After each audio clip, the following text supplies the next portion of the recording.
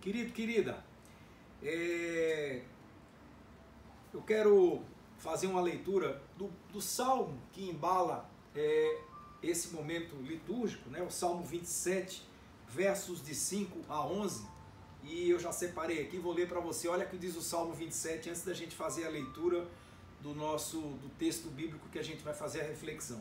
O salmista, no Salmo 27, começa dizendo, a partir do verso 5 assim, ele diz assim: porque no dia da adversidade me esconderá no seu pavilhão, no oculto do seu tabernáculo me esconderá, me porá sobre uma rocha. Também agora a minha cabeça será exaltada sobre os meus inimigos que estão ao redor de mim. Por isso oferecerei sacrifício de júbilo no seu tabernáculo. Cantarei sim, cantarei louvores ao Senhor. E ele encerra, e ele diz no verso 7, ouve, Senhor, a minha voz quando clamo. Tem também piedade de mim e me responde. Quando tu disseste, buscai o meu rosto, o meu coração disse a ti, o teu rosto, Senhor, eu buscarei. Não escondas de mim a tua face, não rejeites ao teu servo com ira. Tu foste a minha ajuda, não me deixes nem me desampares, ó Deus da minha salvação. Porque quando meu pai e minha mãe me desampararem, o Senhor me recolherá. E encerra no verso 11 dizendo assim: ensina-me, Senhor, o teu caminho e me guia pela vereda direita, por causa dos meus inimigos. Amém e amém. Queridos, a vida é isso aí. A vida é um clamor. E hoje nós queremos clamar como clamou o salmista do Salmo 27. Que no nosso coração a gente tem essa certeza do que está aqui escrito no verso 5. No dia da adversidade o Senhor me esconderá no seu pavilhão. No oculto do seu tabernáculo ele me esconderá e me porá sobre uma rocha.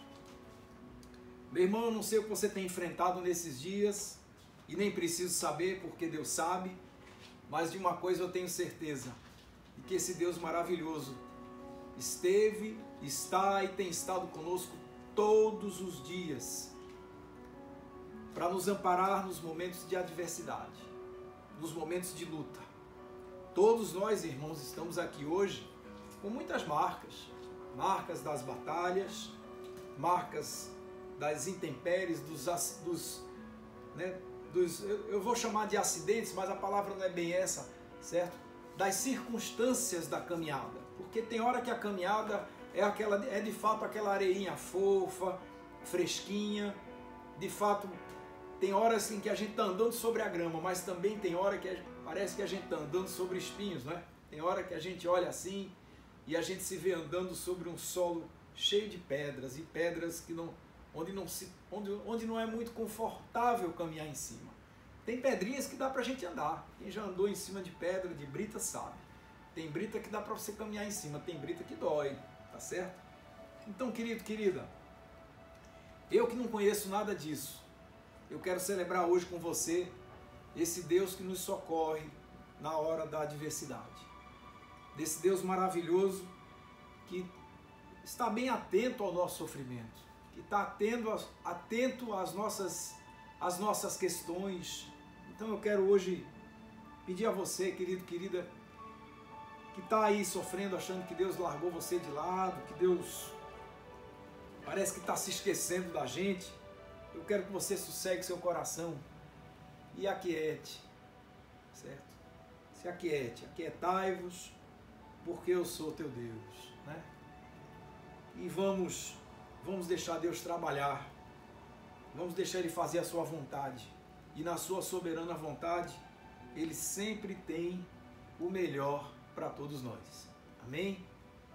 Bom, eu vou convidar você a abrir a sua Bíblia lá no Evangelho de Marcos, no capítulo 9, nós vamos fazer a leitura dos versos de número 2 a 9, vou repetir para você, Marcos, capítulo 9, versos de 2 a 9. Eu vou chamar a Cris, ela vem fazer a leitura para a gente aqui, certo? Como eu digo sempre, para esse momento ficar ainda mais bonito. Amém. Vamos lá. E é bonito não é porque eu estou aqui não, viu? É bonito porque Jesus está presente. Amém? Vamos lá. Amém, queridos. Graça e paz. E a palavra do Senhor nessa manhã, nessa linda manhã que o sol nasceu tão bonito, não é? Se encontra em Marcos, capítulo 9, a partir do versículo 2, que diz assim: 6 dias depois, tomou Jesus consigo a Pedro, Tiago e João, e levou-os sós à parte, a um alto monte. Foi transfigurado diante deles. As suas vestes tornaram-se resplandecentes e sobremodo brancas, como nenhum lavandeiro na terra as poderia alvejar. Apareceu-lhes Elias com Moisés, e estavam falando com Jesus. Então Pedro, tomando a palavra, disse: Mestre, bom é estarmos aqui, e que façamos 3 tendas. Uma será a tua, outra para Moisés e outra para Elias. Pois não sabia o que dizer, pois estarem eles aterrados. A seguir veio uma nuvem que os envolveu, e dela uma voz dizia: Este é o meu filho amado, a ele ouvi. E de relance, olhando ao redor, a ninguém mais viram com eles, senão Jesus. Ao descerem do monte, ordenou-lhe Jesus que não divulgassem as coisas que tinham visto, até o dia em que o Filho do Homem ressuscitasse dentre os mortos. Este é o Evangelho do nosso Senhor Jesus Cristo. Louvado sejas, ó Cristo. Amém, queridos.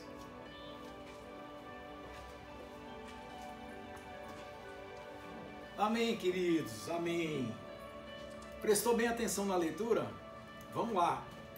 Ela não é muito fácil de compreender, é verdade. Porque talvez na sua Bíblia tenha, por exemplo, aqui na Bíblia que tem aberta aqui, em muitas Bíblias, é porque aqui está aberto no Salmo, não quero perder tempo folheando, mas em muitas Bíblias tem um subtítulo nesse capítulo que fala do monte, do momento em que houve a transfiguração, lá no Monte da Transfiguração. E esse foi o evento.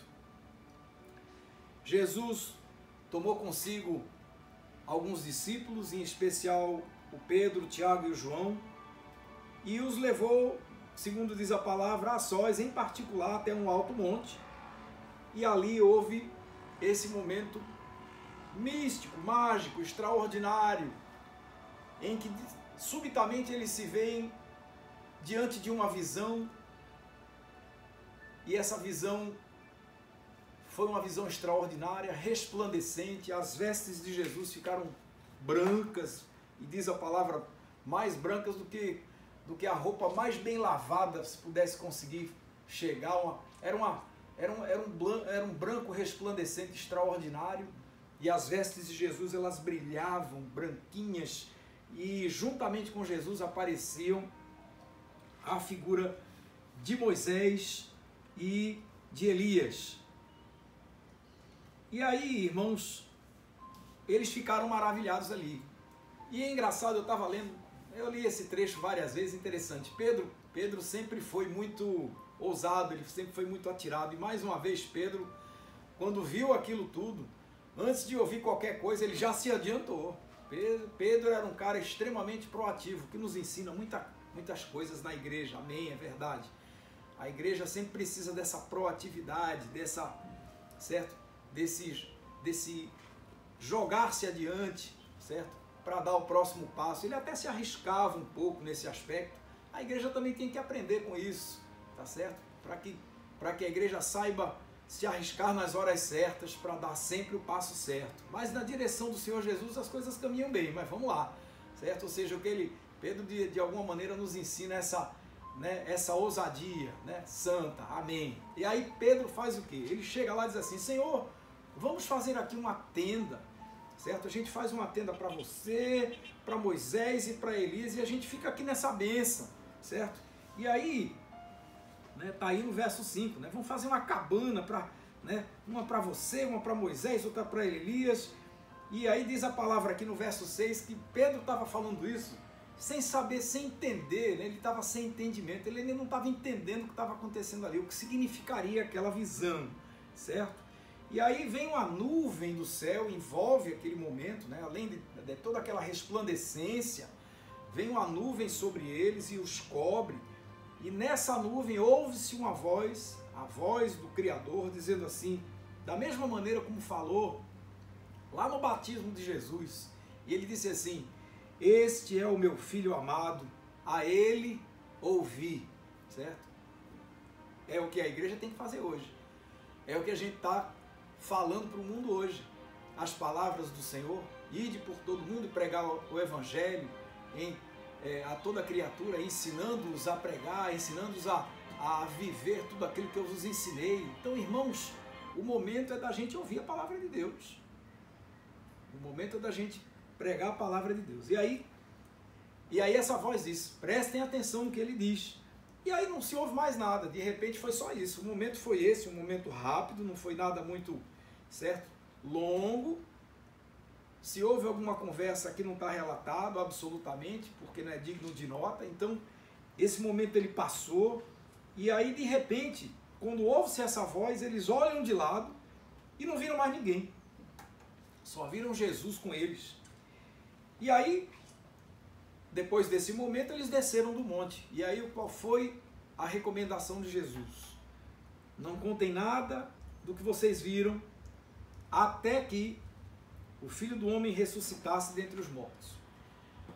E eles não entenderam, mas ficaram calados, porque não estavam compreendendo bem. Nós sabemos bem que a exemplo dos discípulos que estavam voltando no caminho de Emaús, não entenderam o que estava acontecendo, tá certo? E o próprio Senhor Jesus apareceu a eles dizendo, voltem, tá bom? Prestem atenção, entendam, né? Antes do Senhor dizer voltem, ele passou aquela parte daquela caminhada ensinando a eles, falando a eles sobre a palavra e de tudo que tinha acontecido. Quando entram nesse lugar, nessa casa, não se sabe, numa pensão, um cantinho qualquer onde as pessoas podiam se assentar e tomar um bom gole de água fresca, e ali, quando se assentaram à mesa, pediram um lanchinho, e no repartir do pão, os olhos se abriram. Eu gosto dessa visão também, certo? Porque é no repartir do pão que a igreja abre os olhos para as coisas de Deus. A gente, certo, tem coisas extraordinárias no partir do pão, certo? E quem é membro da nossa paróquia sabe o quanto nós prezamos por essa visão, né? O repartir do pão é uma estratégia extraordinária para levar Jesus Cristo mundo afora. Mas o que eu quero voltar aqui, enfim, é olhar para essa história para entender o seguinte: por que Jesus disse a eles que eles só comentassem com as pessoas o que eles viram ali somente depois da ressurreição? E eu vou dizer a você o porquê. Porque somente à luz da obra da cruz do Calvário aquilo poderia ser entendido. Somente sobre uma leitura equilibrada, sadia, da obra que Jesus realizou na cruz, eles compreenderiam aquele momento em que mostrou Jesus, Elias e Moisés, o ministério profético, o ministério sacerdotal e o Senhor como Rei dos Reis, Senhor dos Senhores, absolutamente presente ali entre eles. Ou seja, a consumação da compreensão daquele momento, que não teve tendinha para ninguém, certo? Que não teve cabaninha, não teve assentinho especial para ninguém, ninguém ficou lá de bate-papo a madrugada inteira, tá entendendo? Não foi aí, foi uma visão extraordinária e a voz do Senhor dizendo assim: esse é o meu filho amado, ouçam o que ele diz. Então, irmãos, olha, estamos há quase um ano vivendo essa pandemia, e eu me recordo bem, vez por outra eu falo aqui, você vai concordar comigo, que lá atrás, em março de 2019, nós achávamos pelas estimativas, né, das autoridades que essa pandemia ela iria durar cerca de 3 ou 4 meses, e quando fosse setembro, outubro do ano passado, mais tardar, o mundo já teria voltado ao normal, o que literalmente, não precisa que se diga, não aconteceu. E hoje nós ainda estamos vendo, irmãos, o quanto o mundo, que tenta dar as respostas e até certo ponto está conseguindo, quando, por exemplo, os estudiosos trazem a vacina para nos vacinar, que já está por aí, vacinando os nossos idosos, os nossos médicos da linha de frente e tudo mais, certo? Enfim, as estratégias, né, que Deus dá ao homem, a condição, né, de tudo isso ser desenvolvido, amém, e tudo isso está rolando, a ciência está aí, Deus deu ao homem inteligência, sabedoria, para que através da ciência alcançasse tudo isso, amém, legal, mas em meio a tudo esse negócio, queridos, ainda estamos nós aqui, aflitos e assoberbados com essa doença que o mundo pensa que conhece, mas ainda está aprendendo muita coisa com ela. E hoje, queridos, eu quero meditar com vocês sobre esse aspecto, sobre o que a cruz precisa derramar sobre a vida da igreja, para que eu e você, eu estou falando a igreja, nós, o povo da fé, para que a gente faça uma leitura equilibrada do que temos vivido hoje. Os dias não estão sendo fáceis, hoje nós estamos aqui com o coração super aflito, vários irmãos nossos gente da nossa comunidade, eu tenho certeza que vários já passaram por isso, se não estão passando, vários irmãos nossos contraíram Covid nessa semana, nesses dias, alguns estão hospitalizados, entubados no hospital, gente que a gente ama de paixão, e o nosso coração, queridos, a gente está acordando, eu estou acordando de madrugada para orar por esse povo, minha mulher perde o sono de madrugada, não consegue mais dormir, vem orar. A gente está preocupado, tá, a gente está sofrendo com isso, está, por quê? Porque são pessoas extraordinárias, gente que anda de braço dado com a gente, ovelhinhas, e sabe, são companheiros de jornada, gente que a gente ama muito, e temos levantado do nosso coração um clamor aos céus, para que Deus os poupe, para que Deus nos poupe de mais sofrimento. Então a gente precisa, irmãos, de fato, a exemplo do que Jesus sugeriu aos discípulos, olhar na ótica da cruz para o que a gente está vivendo hoje, para que isso traga consolo, para que isso nos traga fortaleza, para que isso nos traga sabedoria, para darmos os próximos passos. Estamos hoje aqui celebrando o culto de dentro da minha casa. Pastor, está dando um passo para trás? De jeito nenhum, estou dando passo para trás não. Eu estou dando passo na direção certa. Por quê? Porque a gente está preocupado, irmãos. É dever dos pastores, é dever dos líderes protegerem as suas ovelhas. E é isso que a gente está fazendo. Meu irmão, minha irmã, cuide-se.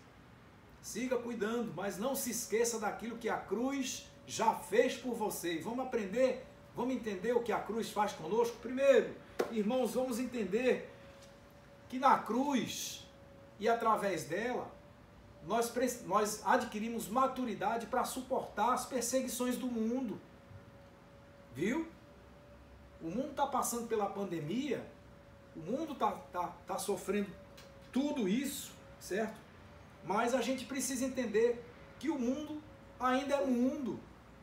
O mundo não se converteu a Deus por conta dessa pandemia não, irmãos. O mundo continua sendo mundo.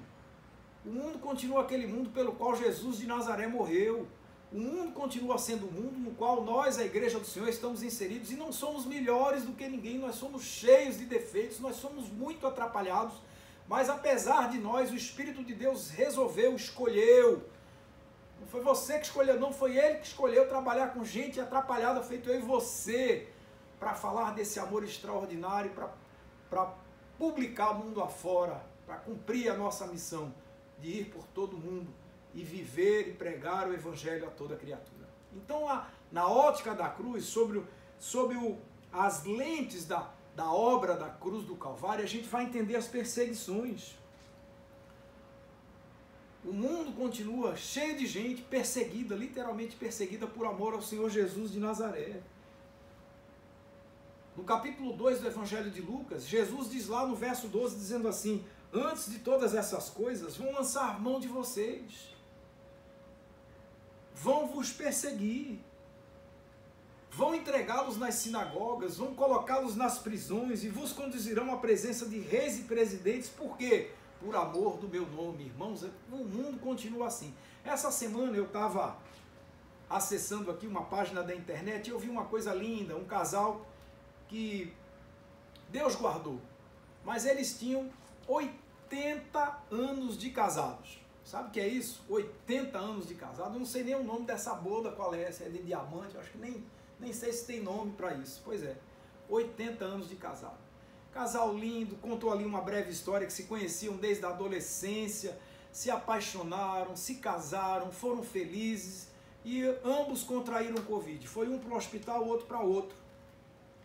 E aí os médicos se sensibilizaram porque estava marido no hospital, esposa no outro. Eles trouxeram a esposa para o hospital onde estava o marido e colocaram a caminha um do outro, lado a lado.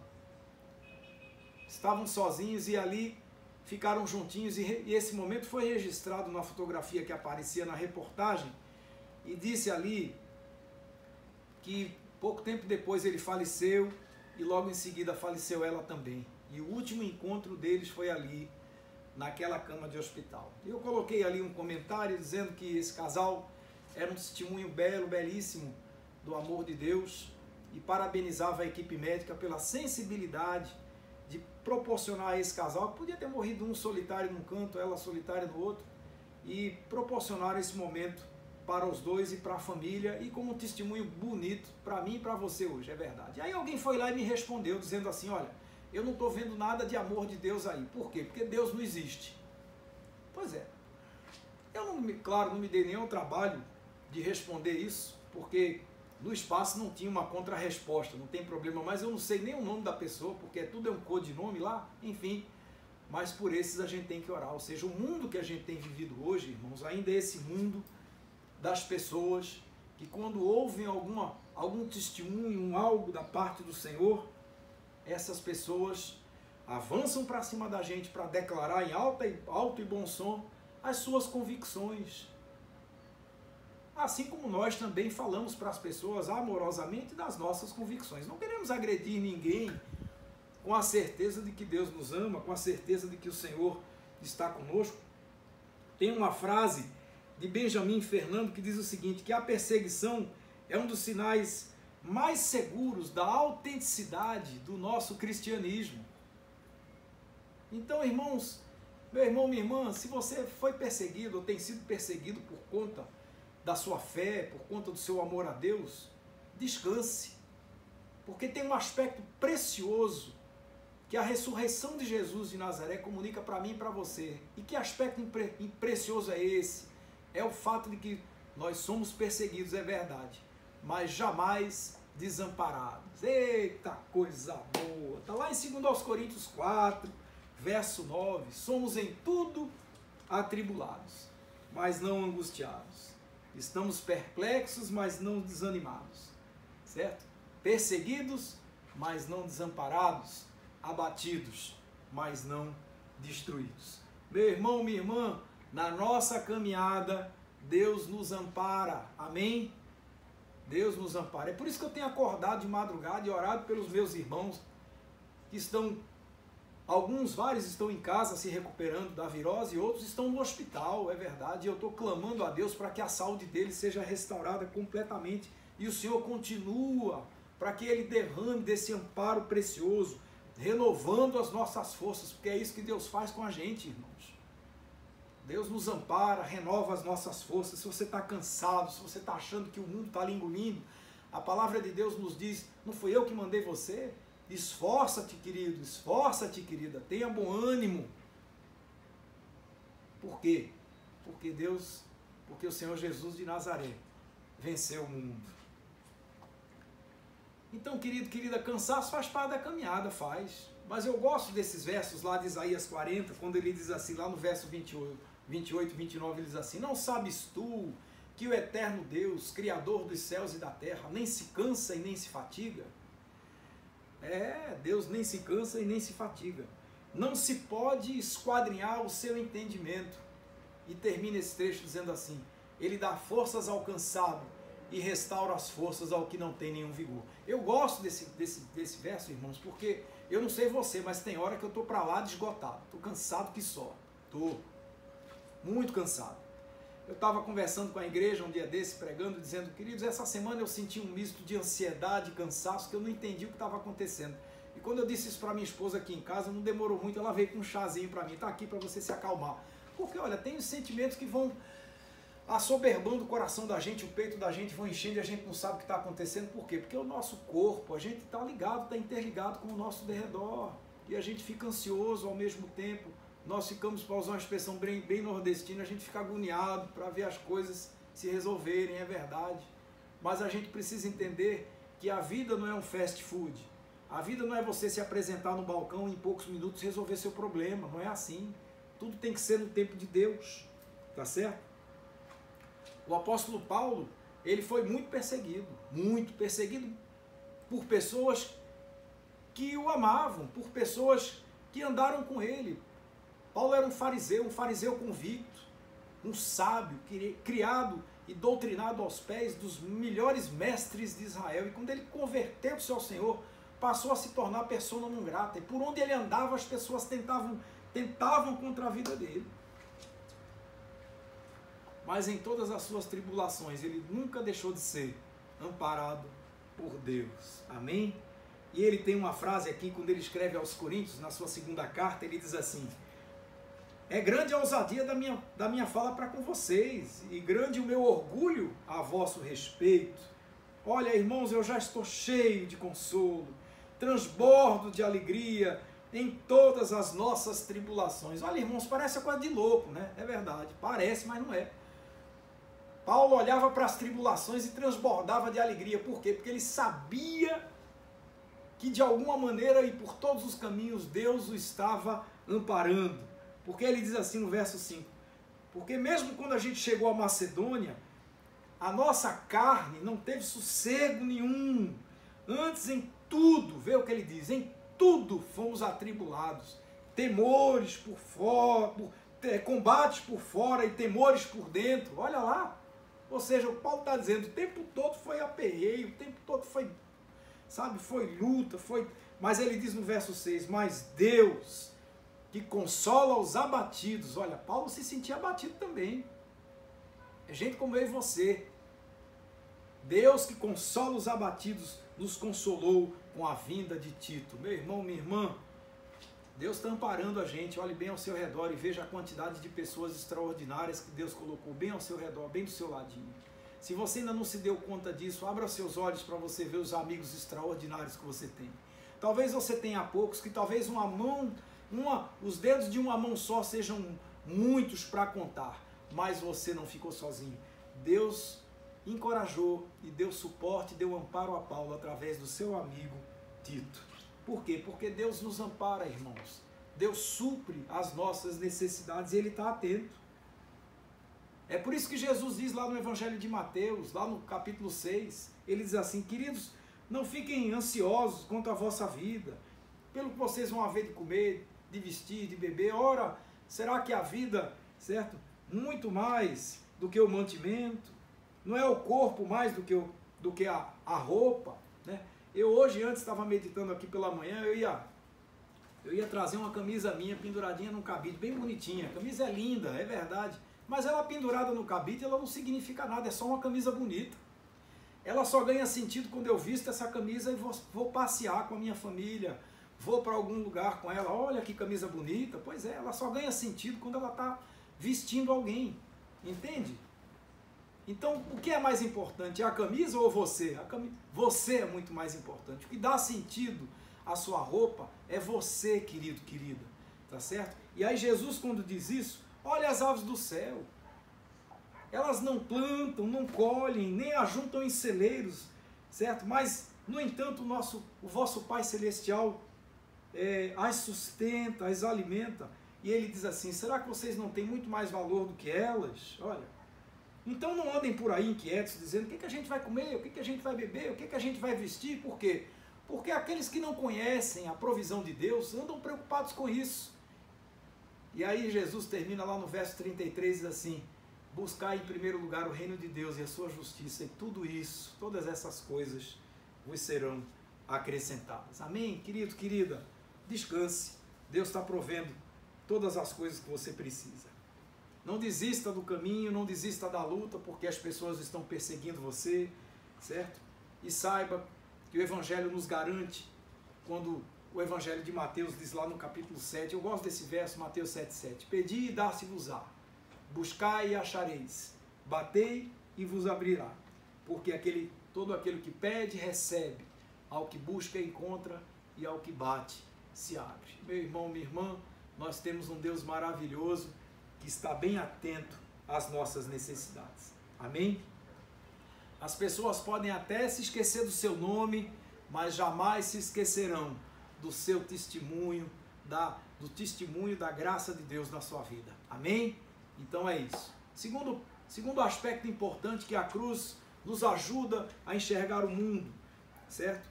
Na cruz, irmãos, a gente vai entender a rejeição. Na cruz a gente vai entender os maus tratos. É verdade.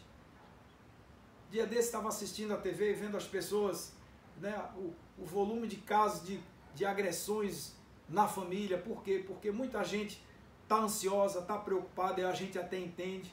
E você acha que isso não acontece com a gente também? Tem hora que a gente está nervoso, quer dar uma resposta atravessada, sem o menor sentido. Quando você estiver sentindo assim, meu irmão, minha irmã, se aquiete. Se retire um pouquinho, vá para a varanda da sua casa, pegue um livro, se deite um pouquinho, bota uma musiquinha e vá relaxar antes de você falar qualquer coisa. Que tal? Por quê? Porque se você pensar melhor, você vai ter uma resposta melhor para dar. Mas na ótica da cruz a gente vai entender essas lutas, irmãos, certo? Porque olha, Jesus, de certa forma, e por todos os caminhos, ele era a antítese do senso comum. Por quê? Porque ele não rejeitou aqueles que o rejeitaram, certo? A Bíblia diz que nós seremos rejeitados, a Bíblia diz que nós seremos entregues à morte todos os dias, certo? Como está escrito, disse lá o nosso querido Paulo em Romanos 8, ele diz no verso 36, certo? Palavras do próprio Jesus, quando ele diz assim: todo aquele que o Pai me dá virá a mim, e aquele que vier a mim, de maneira nenhuma o lançarei fora. Então, querido, o mundo pode rejeitar você, mas Deus não. E por quê? Porque nós precisamos entender que nós, para impactarmos o mundo, nós precisamos primeiro entender que nós temos que na cruz morrer para nós mesmos, certo? Entendeu o que é isso? Não, eu vou traduzir para você. É o novo nascimento. Aquele que é nascido de novo em Cristo Jesus, ele tem uma vida completamente nova. Ele tem uma vida transformada, renovada. Não é uma recalchutada não, meu velho. É integral. É de dentro para fora. É aquele que mente, para de mentir. Aquele que rouba, para de roubar. Aquele que apronta, para de aprontar. Certo? Enfim, vamos lá. É por aí que a coisa acontece. E aí o mundo lá fora, que te conhecia em outros tempos, quando te vê dando testemunho, diz assim: eu conheci esse aí em outros tempos. Ai, quem te viu e quem te vê, é verdade. Está aí você hoje dando testemunho da graça de Deus, certo? Paulo, quando diz que nem a circuncisão nem a incircuncisão tem virtude alguma, a única virtude que existe é ser de fato uma nova criatura. Quando ele diz isso lá em Gálatas, significa o quê, queridos? Que o que importa, irmãos, é o que está acontecendo aqui dentro. De nada adianta a casquinha por fora. Parecer cristão sem ser cristão não adianta nada. Entendeu? Então a gente precisa entender que quando somos mortos para nós mesmos, nós morremos para o mundo. Ou seja, para usar um contexto bem atual, irmãos, aqueles que estão mortos para o mundo precisam colocar essa glória na mão de quem? Nas mãos de Deus. Portanto, se você é vivo para Cristo Jesus, você é morto para o carnaval. Quer que eu fale de novo? Se você é vivo para Jesus de Nazaré, você é morto para o carnaval. Cristão só vai a carnaval, irmãos, quando ele está evangelizando. Ah, pastor, eu não posso dar um passeio no carnaval e ir para um hotel? Pode, não tem nada, não tem problema nenhum. Quem é que está dizendo que você não pode ir durante o carnaval dar seu passeio com a sua família? Nada disso. Mas lugar de cristão não é brincando carnaval. Alguém um dia desse conversando comigo, a gente teve um papo gostoso e eu expliquei. E a pessoa tentando por todos os caminhos dizer que o cristão precisa se misturar ao povo. Eu digo, é verdade, a gente precisa se misturar ao povo. Vamos nos misturar ao povo no carnaval. Para quê? Para resgatarmos as vidas que o mundo aprisionou lá, nos valores que o carnaval possui. Então não adianta você botar um litro de bebida debaixo do seu braço, tomar todas que você puder e não puder sem saber o que falar, falando bobagem, fazendo besteira no meio da rua, dizendo que você é do Senhor. Para com isso. Teu lugar não é ali.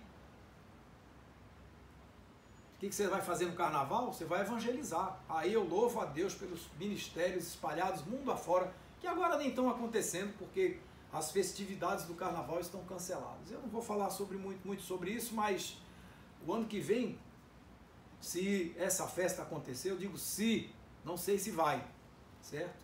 Mas caso aconteça, ali não é seu lugar. Pense nisso, porque o Senhor Jesus quer cuidar e está cuidando de você. Amém? Então, querido, querida, não desista, porque o mundo te rejeita. Não desista quando você fala do Senhor e o mundo te maltrata, responde com palavras grosseiras, porque, olha, queridos, fizeram muito mais com Jesus de Nazaré. Ele suportou a afronta por amor a gente, feito eu e você. Amém? Olha, eu quero encerrar essa palavra dizendo a você o seguinte. E aí a gente percebe que nós precisamos entender a vida dentro do propósito que Deus reservou ela para a gente. Certo? Na cruz, irmãos, a gente entende o verdadeiro propósito da gente estar aqui. Entende? Na cruz a gente entende o verdadeiro sentido do nosso chamado. Na cruz a gente compreende do porquê a gente está aqui. Na cruz você compreende do porquê você está aí. Entende? É essa obra da cruz que os discípulos só foram compreender o significado da transfiguração lá no monte quando Jesus ressuscitou, quando eles entenderam que o ministério profético, o ministério sacerdotal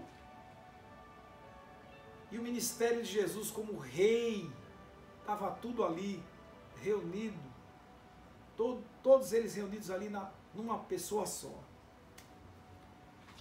Morte e ressurreição como vitória para mim e para você. Queridos, isso está aí à disposição da gente hoje, aqui, já. Na minha casa, na sua, nos hospitais. Então vamos continuar clamando, queridos. Sabe por quê? Porque na cruz houve a vitória desse amor incondicional. Desse amor que faz valer de verdade cada gesto de entrega, cada sacrifício que a gente faz. Então, querido, querida, não desista não. Para que a gente hoje nós possamos ficar orgulhosos. Eu estou falando aqui de um orgulho santo, humilde, entende? Da gente carregar nos nossos corpos as marcas do Senhor Jesus de Nazaré, como Paulo fez. Cada marca que ele trouxe, olha, eu não estou falando das marcas dos cravos na mão apenas, certo? Eu tenho certeza que você aí carrega muitas dessas marcas também. Cicatrizes que lembram para você das lutas que você enfrentou. Talvez muitas você não tenha ganho, é verdade. Mas hoje, apesar de todas as cicatrizes de lutas que eventualmente você não tenha vencido e outras que venceu, mas todas elas valeram a pena. Nenhuma ficou pelo meio do caminho sem significado. Mais uma vez eu digo, as pessoas podem se esquecer do seu nome, mas jamais se esquecerão do seu testemunho e do testemunho que o Senhor deu através da sua vida. Amém? São marcas que o Senhor continua deixando no meio da gente. É essa vitória do render-se, do entregar-se, esperando apenas de Deus. Então, querido, querida, o futuro da humanidade, o futuro dessa pandemia, não está na mão dos homens, nas mãos dos homens. Nunca esteve. Não está nas mãos da ciência. O homem se engana quando acha que a ciência vai dominar esse negócio. Vai não. Quando a ciência menos espera, o vírus muda de jeito. E aí a ciência tenta entender. Pois é, o que mostra que a ciência não tem a direção do negócio. Não tem. Mas eu louvo a Deus pelos cientistas que estão aí se esforçando. E Deus dando a eles condições, em nome do Senhor Jesus Cristo, que sejam muito abençoados. Que essas vacinas sejam desenvolvidas, que remédios apareçam para tratar, certo? E que esses malditos, né, que andam por aí propagando coisas em nome de uma falida política, nojenta, podre, certo? Que não significa nada para nós hoje, irmãos. Ela tem importância na medida em que se administra bem, mas tirando os interesses pessoais, que a gente possa fazer uma leitura sadia do mundo que nos cerca, a despeito dos que ainda por aí tentam tirar algum proveito disso. Mas que a gente entenda que a vitória está aí, para que a gente possa cumprir até o fim o ministério que Deus deu a cada um de nós, para que a gente possa cumprir até o fim com alegria, com humildade, com simplicidade de coração, o chamado que o Senhor deu a mim e a você. Amém? Que o Cordeiro continue nos encorajando. Então, meu irmão, minha irmã, não desista não, certo? Não desista, não se entregue, não se renda ao mundo, não desista, certo? Porque o propósito da minha vida e da sua, o propósito da igreja do Senhor é amar, amar e amar. Amar de verdade, perdoar. Quantas vezes? 70 vezes 7. Quando você começar a contar, você vai perder a conta, vai começar tudo de novo. Ou seja, vai tentando, meu irmão, vai perdoando aí. Porque o trabalho da igreja, o trabalho do cristão é servir. Amor cristão é serviço. Amor cristão é dar glórias ao Cordeiro que um dia na cruz do Calvário suportou toda a afronta por amor a gente, feito eu e você. Amém? Então hoje eu quero agradecer a Deus pela sua vida, por você estar aí. Eu quero agradecer a Deus pela igreja, eu quero agradecer a Deus por tudo que está acontecendo no mundo, certo? Porque isso tudo está ensinando a gente a lutar, isso está ensinando a gente tanta coisa, irmãos. Eu tenho insistido aqui nas nossas reuniões, presenciais ou não, e que a gente procure aprender com tudo aquilo que Deus está ensinando a gente a fazer nessa pandemia. Abra seus olhos para quem está bem ao seu redor. Deus tem dado amparo, Deus tem dado suporte nas nossas vidas através de tantos caminhos. Então eu quero hoje aqui agradecer a todos os brasileiros, mundo afora, gente maravilhosa, não só os brasileiros, as pessoas do mundo que estão aí trabalhando, desde o campo até as cidades, porque hoje, se eu precisar, eu posso sair da minha casa e ir no supermercado, estará aberto. Teve gente que foi lá abrir, teve gente que foi lá, levou a frutinha que eu gosto de comprar. Eu preciso comprar uma maçã, eu vou lá, compro uma maçã, está lá a maçã. Eu não plantei maçã, irmãos, eu não tenho uma macieira no meu quintal, nem quintal eu tenho. Eu moro no 29º andar de um apartamento, eu não tenho aqui nem jarro de planta. Plantei maçã aonde? Mas Deus, na sua misericórdia, trouxe essa maçãzinha, colocou ela ali naquela gôndola, daquela quitanda, daquele supermercado, daquele irmãozinho que se arriscou e tem se arriscado para ganhar o seu pão e servir a nós. Meu irmão, abra seus olhos. Deus tem sido maravilhoso conosco. E é exatamente esse Deus maravilhoso que eu clamo hoje. Pela humanidade, pelo nosso Brasil, pelos nossos estados, pelos nossos governantes, todos eles, sem exceção. Não estou aqui fazendo política com isso, Deus me livre disso. Mas que a gente se arrisque a dar um passo depois do outro, com prudência. Por isso nós estamos aqui, respeitando a vida, respeitando, né, os anseios e o momento emocional, para que a gente saiba que Deus está cuidando de tudo, no tempo certo, tudo vai acontecer do jeito certo. Amém? Vamos orar? Baixa a cabeça e vamos orar para a gente fazer a ceia e termos esse momento de encerramento dessa live. Ó Deus, muito obrigado. Obrigado porque, à luz da cruz do Calvário, nós entendemos, Senhor, que Tu és esse Deus sempre presente. Aliás, Jesus nos disse que estaria conosco todos os dias até a consumação dos séculos. Por isso nós queremos Te agradecer. Quando o autor aos Hebreus nos diz que nós que estamos rodeados de uma nuvem tão grande de testemunhas, que a gente deixe de fato o embaraço, todo o embaraço, que a gente deixe de fato o pecado que tão de perto nos rodeia, que a gente possa correr com paciência, realizar com paciência a carreira que nos está proposta.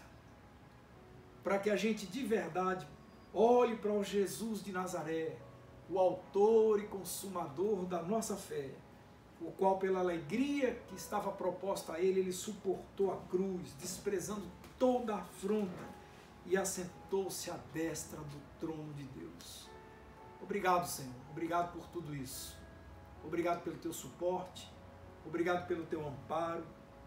Obrigado porque na cruz a gente entende o propósito da nossa vida, o propósito da igreja.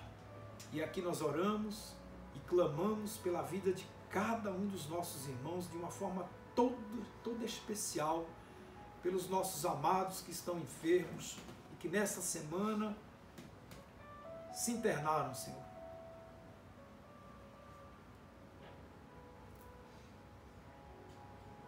Nossos companheiros, gente que tem andado de braço dado com a gente, gente que tem se agarrado com a gente nas horas da tribulação e a gente abraçado, se ferindo na luta. Oh Deus, olha com misericórdia para todos eles. Em especial Paulinho, Edione, Marcos, Gláucia, Rafa, Dani, Valmir, Amélia, Barbosinha, Helena, o pai de Dani, meu querido companheiro de jornada, o bispo Márcio Simões, e por todos os outros que estão por aí, dentro de casa, os familiares, e a igreja que está, muitos conscientes de que contraíram a virose, e louvado seja o Teu nome, podem se tratar em casa. Então estamos aqui, ó Deus, Te agradecendo pelo Teu amparo, por essa verdade, porque a gente não pode dar um passo depois do outro, e nem daremos se Teu Espírito Santo não estiver conosco. Nos ajuda para que a gente coloque esse óculos santo, para que a gente olhe para a nossa realidade sob a ótica da obra da cruz. Por tudo isso Te pedimos, e com o coração cheio de gratidão, desde já, que logo, logo nós vamos poder abraçar cada um deles, que eles vão vencer, todos eles. O mundo vai viver esse tempo, novo tempo, tempo novo, tempo renovado, tempo de abraçar, porque a Tua palavra nos diz, se agora é tempo de afastar-se, de abraçar, haverá o tempo do abraço. E nós clamamos para que esse tempo chegue logo. Nós Te agradecemos por isso, no nome santo e poderoso do Senhor Jesus Cristo. Amém. Amém.